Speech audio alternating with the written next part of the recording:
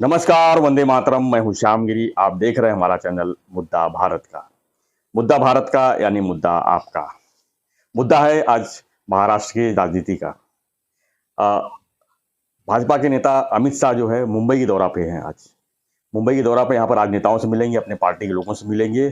क्या है मकसद इस दौरे पर, इसी पर हम चर्चा करेंगे। हमारे सहयोगी अनिल खत्री जी जानेंगे कि अमित शाह के आने से मुंबई की महाराष्ट्र की राजनीति में कितना असर होगा, क्योंकि खासकर आने वाला चुनाव जो मुंबई महानगर पालिका पर है, इस पर कितना असर होगा। सर, क्या लगता है आपको, जो अमित शाह जी आए हैं यहाँ पर, आज बड़ी-बड़ी मीटिंगें हैं, तो किस तरह का डिसीजन होगा उसमें? सर अभी क्या करेंगे, एक-एक मुद्दा लेंगे। जी। तो बराबर वो एक ईंट के ऊपर ईंट रखते हैं वैसा हो जाएगा, अच्छा हो जाएगा। तो पहला मुद्दा आपने बोला कि मुंबई महापालिका। जी, सबसे पहले तो वही है। हाँ, सर मेरे लिए वो सबसे पहले नहीं है। अमित शाह जी के लिए भी नहीं है। क्यों नहीं है? सर अभी ये चुनाव जो है वो डिक्लेयर नहीं हुए हैं। जी।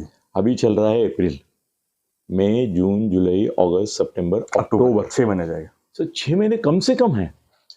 सर इतना पहले कोई सोच के उसकी रणनीति बनाएगा तो सर कितने 6 महीने में सर क्या दुनिया इधर की उधर हो जाती है। दुनिया इधर की उधर हो जाती है। कौन वहां जाएंगे, कौन यहाँ आएंगे, सरकार बचेगी, सरकार नहीं बचेगी, सुप्रीम कोर्ट क्या निर्णय देगा, ये क्या होगा, वो क्या होगा। सर आज अगर कोई बोलता है कि मैं चुनाव की तैयारी कर रही है तो माहौल बनाओ खाली कि भाई हमारी पार्टी इसमें उतरी है, उतरने वाली है और हमारा ये एक ओवरऑल बर्ड्स आई व्यू जैसा बोलते हैं वैसा ही बोलना है। सो स्ट्रैटेजी करने के लिए सामने कोई सिचुएशन तो हो। तो मुझे ऐसा लगता है कि वो एक ज्यादा मोटिवेशनल स्पीच बोलते हैं वैसा मोटिवेशनल स्पीच बम्बई के नेता कार्यकर्ताओं को देंगे कि भाई अपने को चुनाव जीतना है, महापौर अपना ही बैठना चाहिए, पर कोई स्ट्रैटेजी वो नहीं दे पाएंगे। स्ट्रैटेजी नहीं दे पाएंगे तो वो सर गौण मुद्दा है, दुय्यम मुद्दा है उनके लिए। फिर उनके सामने कौन कौन से मुद्दे हैं सर? मुझे ऐसा लगता है कि उनके सामने एक मुद्दा ये रहेगा कि देखो हावी हो रहे महाआघाड़ी इनके ऊपर, शिंदे फडणवीस सरकार के ऊपर हावी हो रही है और कुछ दिनों से शिंदे साहब और फडणवीस साहब मजबूर लग रहे हैं। मजबूत नहीं लग रहे सर। मजबूत 2-3 खेमे बटे हुए उबाठा, कांग्रेस और राष्ट्रवादी मजबूत लग रहे हैं सर। लग रहे हैं जनमानस में, लोगों में, लोगों के दिल में, लोगों के मन में, लोगों का मत कलेक्शन जो है उसमें भी, आम लोगों में सर वो मजबूत है अभी। और ये तुम्हारे शिंदे साहब और फडणवीस साहब, पूरी भाजपा, पूरी शिवसेना शिंदे साहब की डिफेंसिव है, जबकि महाआघाड़ी का हर एक नेता ऑफेंसिव है। तो मुझे ऐसा लगता है, मैंने किसी से इस मुद्दे पर बात की नहीं है, करता हूं तो बोलता हूं किया है, नहीं हुई है मेरी, ना फडणवीस साहब से हुई है ना शिंदे साहब की ये मुद्दे पर। और अमित शाह का ये जो टूर है ना उसके बारे में मैंने किसी से भी बात नहीं की है, संजय से भी मेरी बात नहीं हुई है। तो सर मुझे क्या लगता है, मतलब लगता है बोलता हूँ कि ये जो महाआघाड़ी का हावी होना है उसके बारे में चिंतित रहेंगे फडणवीस साहब और शिंदे साहब, और वो बोलेंगे अमित शाह जी को कि भाई संजय राउत के ऊपर ईडी की कार्रवाई होगी। अभी वो बाहर निकल के भी 6 महीने हो गए है ना। बोलेंगे कि रोज ईडी की इंक्वायरी होती है, ईडी के नोटिस जाते हैं, सीबीआई के नोटिस जाते हैं, इनकम टैक्स के नोटिस जाते हैं, पर किसी को अरेस्ट नहीं हो रही है। इसलिए ईडी जो है डर नहीं हो पा रही, उसका डर निकल गया लोगों के। जैसे कोरोना का डर निकल गया ना वैसे ईडी सीबीआई इसका डर है। वो बोलेंगे ये कागज भेजते रहते हैं, टोकरी में रद्दी में डाल देते हैं या तो जवाब दे देते हैं। सर कैसे है ना कि संजय को छोड़ते समय वो देशपांडे जज थे, उन्होंने बोला कि ईडी का ये अधिकार ही नहीं, ईडी के कानून में सुधार ना करो और ये सब पहले अपने खेमे, नहीं तो ये सिविल मैटर है। उसकी वजह से ईडी को सेटबैक मिल गया, मगर वो सेटबैक से वो निकल सकते थे, वो भी निकलने की कोशिश नहीं। अनिल परब सर, ये तुम्हारा क्रिकेट में तो 25 बार बोल चुका कि कल अरेस्ट। क्या हुआ उसका? कुछ नहीं हुआ। ये तुम्हारा हसन मुशरिफ है, नोटिस पे ऊपर नोटिस चल रहे हैं उसको, वो कोर्ट में जा रहा है, रिलीफ ले रहा है, चलो है वो नहीं गया है अंदर। अनिल परब नहीं गया, ये नहीं गया, बहुत सारे नाम है जी जिनके ये किए है तुमने, और वो अंदर नहीं जा रहे, तो ईडी और इसका डर निकल गया, ये कागदी शेर हो गए। तो शायद हो सकता है कि शिंदे पवार साहब बोलेंगे कि ये डर मराठी में मैं उसको बोला हूं कि सुडा आणि आसुडा, तो उद्धव जी फड़तूस बोलते हैं फडणवीस साहब को, और उनको आप इधर फंसाते नहीं है, फंसा सकते हैं। है उनकी भी मामले है। और कैसे है ना कि सर, महाआघाड़ी सरकार में हमने देखा है कि अर्नब को उठाया, इसने एक ट्वीट किया, कंगना ने उसको उठाया। सर, हमारे राणे साहब केंद्रीय मंत्री थे, उन्होंने इतना ही बोला कि मैं असतो तो कांचेलात मारले असते, तो उनको अरेस्ट करके दिखाया। तो इनकी हिम्मत देखो ना, उद्धव की और इनकी, इतने छोटे मामले में केंद्रीय मंत्री को अरेस्ट करके दिखाया उसने। मैं तो तारीफ करता हूं उसकी, राणे साहब का दोस्त हूं मैं, फिर भी इसका गट्स देखो है। और ये इनको फड़तूस बोला, कुछ नहीं कहाँ कुछ हो ना, कोई कार्रवाई ना कुछ, कोई गुनाह भी दाखिल नहीं, कुछ नहीं, कहीं भी नहीं। और सर, उद्धव के कारनामे कम है क्या? असल में ऐसा है कि कोरोना के काल में जो गैरव्यवहार भ्रष्टाचार हुआ, उसमें उसके ही तो आदमी है सब, तो वो लिंक लगा के उद्धव तक उसकी कड़ी जाने चाहिए थे, नहीं गई है। उद्धव को कोई भी नोटिस इशू नहीं हुआ है। वो एक 19 बंगलों का जो दाखिल है एफआईआर, इसका वो भी कागज में ही है अभी तक। और उन्होंने वो भी, सर क्या हुआ कि वहाँ का जो सरपंच था जी, उसने क्या मस्ती की कि उसने अपना एक सर्टिफिकेट दे दिया कि यहाँ पे 19 बंगले नहीं थे, 19 झोपड़े थे, और वो झोपड़े तो कभी के पानी में बह गए, वहाँ है नहीं कुछ। ये गए, क्रेडिट भी गया वो, तो कुछ नहीं था ना, असल में झोपड़े थे।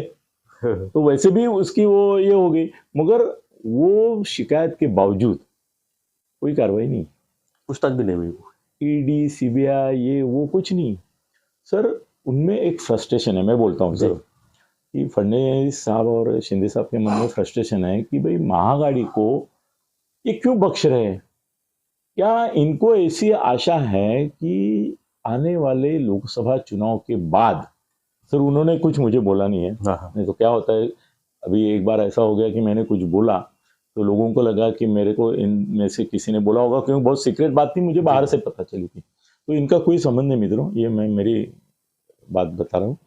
तो सर ऐसा है कि कुछ खेमे में चर्चा है कि 24 के चुनाव में अगर ये प्रादेशिक पार्टियां हैं, वो कांग्रेस से इस तरह का समझौता कर सकती है, और ये राहुल बाबा कर सकता है कि भाई आप हमारे राज्य में आओ मत। तेलंगाना वाला चंद्रशेखर राव बोलेगा कांग्रेस को, मतलब राहुल को, कि भाई इसके पहले आपकी कितनी सीट आई थी? 1 आई थी, 2 आई थी, या आई नहीं थी? चलो समझो आई नहीं थी, तो आप बोलो कौन सी 2 सीट आपको चाहिए जो आप कांग्रेस का गढ़ पहले से मानते हो, चलो वो दे देते हैं, बाकी हमसे समझौता करो। स्टालिन बोलेगा कि चलो आपको 1, 2, 3 सीट देते हैं, समझौता करो।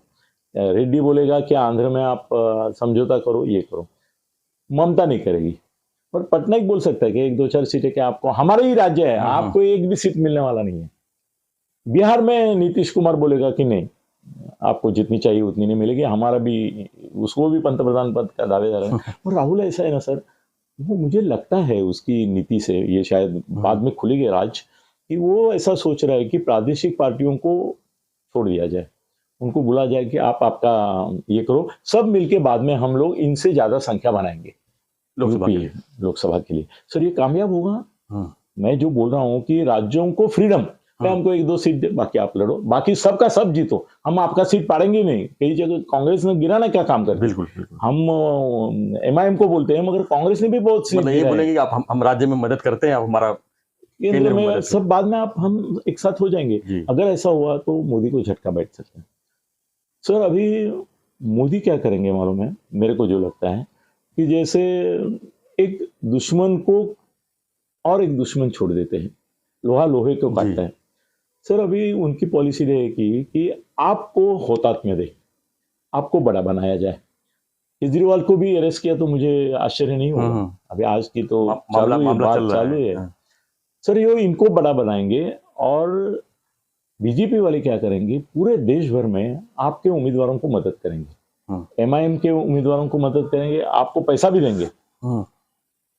देंगे, उनको अनाप शनाप पैसा देंगे। बोलेंगे सब जगह पहले वोट काटने का काम एमआईएम करता था, महाराष्ट्र में वंचित करता था, थोड़ा रिपब्लिकन करता था, दूसरे भी रीजनल पार्टीज एक दूसरे के वोट काटते थे। तो बीजेपी ऐसी कर सकती है कि भाई आपका, उन्होंने गोवा में किया सर ये। गोवा में, गुजरात में। हाँ, वही आप बोले, सही बोले। मैं गुजरात की ओर आने वाला था कि गुजरात में आपकी वजह से कुछ कांग्रेस की सभी सीटें 26 सीटों पे परिणाम हुआ, मेरे को एग्जैक्टली याद नहीं है। तो सर आप अभी उनके लिए एक डिवाइडिंग फैक्टर है, और आप सुनेगी नहीं उनसे, क्योंकि आपको अलग कुछ एम्बिशन है, और अभी वो उनको फंसा रहे हैं ना, एक के पीछे एक, एक के पीछे एक। तो उससे छूटने के लिए उनको मोदी से अप्रत्यक्ष समझौता करना पड़ेगा। कुछ भी हो सकता है, कुछ भी हो सकता है। तो मेरे को अभी हम आ रहे वापिस अपने मूल मुद्दे पर, अमित शाह के। तो सर महाराष्ट्र में वो मांग करेंगे शिंदे और फडणवीस की, भाई आपकी कार्रवाई जो है वो तेज करो, इनको दहशत होनी चाहिए, उनको डर ही नहीं रहा। दूसरी एक बात वो कर सकते हैं पूना लोकसभा की, कि भाई वहाँ पे उसकी स्वरदा बापट जो है वो है, संजय काकड़े हैं, और 2-4 लोग हैं, उनमें से एक आप डिसाइड करके बोलो, तो उनके लिए हम काम पे लग जाएंगे, वो एक कर सकते हैं। और एक बात ऐसी है कि वो उनको ये सजेस्ट कर सकते हैं कि भाई शरद पवार का पूछ सकते हैं, शरद पवार के बारे में एग्जैक्टली अपनी पॉलिसी क्या है। हम ही से मोहब्बत, हम ही से लड़ाई तो चल रही है, तो हमको कोई ठाम भूमिका लेने के लिए आप थोड़ा गाइडेंस दीजिए कि इनको कैसा डील किया जाए। आप बोलेंगे सख्त रहो, हम सख्त रहेंगे, फिर इकोनॉमिक ऑफेंसिव हमारे पास भी है, उसका भी उपयोग करेंगे, मगर आप बोलो कि सख्त रहना है, क्योंकि आप ऊपर से उनको अलग मैसेज देते हैं, कभी कभी उनको मिलते हैं, उनके बारे में इतना तीव्र टीका नहीं करते हैं, वो भी मोदी साहब के बारे में टीका नहीं करते हैं, वो भाजपा के खिलाफ, और वो भी महाराष्ट्र भाजपा के खिलाफ बोलते हैं, तो वो उसके बारे में एक पूछ सकते हैं। और एक बात अमित शाह जी के थ्रू उनको मार्गदर्शन लेना पड़ेगा कि सर मुझे ऐसा लगता है, मैं मानता हूं कि शिंदे साहब भारतीय जनता पक्ष पूरे दिल से हमारे साथ में इसकी शिकायत करेंगे अमित शाह के साथ। अगर वो दोनों मिल गए ना अकेले में, फडणवीस साहब में हैं तो सर फडणवीस के सामने वो नहीं बोल पाएंगे, पर अकेले अकेले मिलते हैं, और हो सकता है अमित शाह जी ने अभी मैं एक विधान किया था कि मोदी साहब का मानस पुत्र फडणवीस है, और शाह साहब का दत्तक पुत्र शिंदे है। सर इसमें फर्क भी आप ध्यान में रखिए। और मोदी और शाह का एक मत दुनिया के सभी विषयों पर है, मगर फडणवीस के बारे में और शिंदे के बारे में उनके मत में थोड़ा सा, इतना सा हेयर थिन फ्रैक्चर है। तो सर हो सकता है शिंदे साहब अलग से मिलेंगे उनको, मैं वॉच कर रहा हूँ। अगर अलग से मिले तो शिंदे साहब शिकायत करेंगे कि दिल से नहीं, मन से नहीं, ये लोग हमारे साथ हैं। उनकी सब जो सोशल मीडिया से लेके वो फडणवीस साहब का सब करते हैं, भाजपा का करते हैं, मेरा सपोर्ट नहीं करते, और फडणवीस छोड़ के मेरे साथ कोई नहीं है, ये भी बोल सकते हैं। और एक विषय ऐसा होगा कि अगर सुप्रीम कोर्ट का निकल ऐसा लगा तो क्या, और वो ऐसा लगा तो क्या, ऐसा लगा तो क्या इसमें जो आपने अभी बताया कहा सर, तो क्या लगता है कि शिंदे साहब पूरी तरह से भाजपा के ही भरोसे अपनी सत्ता आगे बनाने की? जी जी जी, उनको कोई अन्य पर्याय नहीं, इंडिपेंडेंट को कोई ये नहीं, वो भाजपा में अगर ऐसी नौबत आई ना तो वो भाजपा में शामिल भी हो जाएंगे। कल अगर ऐसा सुप्रीम कोर्ट का फैसला आया कि इनको या तो किसी पार्टी में जाना है या तो खोना है, अपनी खोएंगे तो नहीं, हो जाएंगे बीजेपी में। जी सर आज कैसे है ना, आज थोड़ा सा ऐसा हो रहा है कि बीजेपी के अन्य नेता सौतेलापन दिखाते हैं शिंदे के प्रति, शिंदे साहब के प्रति, और ये सगे भाई के जैसे रहते हैं फडणवीस साहब, वो सौतेलापन इनको खटकता है, उसके बारे में शिकायत करेंगे। मगर कल अगर नौबत आ गई तो जाएंगे बीजेपी में, क्या फर्क पड़ता है सर, विखे पाटिल से लेके सब गए ना कांग्रेस वाले। तो इनको भी ऐसा कोई ये नहीं, अपना पद बचाना है, आमदार की बचानी है, खासदार बचाना। मैंने तो आप सब लोगों को पहले भी बताया कि लोकसभा का चुनाव सर शिंदे गुट बीजेपी के चुनाव चिन्ह पे ही लड़ेगा। बिल्कुल, हमने कई बार शिव धनुष होते हुए भी नहीं लड़ेंगे, वो बीजेपी की ही इसके ऊपर लड़ेंगे।